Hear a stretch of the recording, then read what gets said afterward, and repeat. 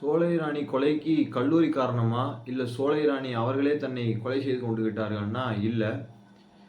இப்போ என்னன்னா, சோலை ராணி அவர்கள் வந்து பார்த்தீங்கன்னா, Instagram பக்கத்துல வந்து பார்த்தீங்கன்னா, ஒரு புகைப்படத்த வந்து பார்த்தீங்கன்னா, ஸ்டேட்டஸா வைக்கிறாங்க. என்ன புகைப்படம்னா, தன்னுடைய காதலனுடைய எடுத்த ஒரு புகைப்படத்த பார்த்தீங்கன்னா, ஸ்டேட்டஸா வைக்கிறாங்க. அந்த காதலன் யாருன்னு பார்த்தீங்கன்னா, அந்த காலேஜிலே வந்து படித்து முடித்துவிட்டு அவர் வேற பணியில் இருக்கக்கூடிய மாணவர்.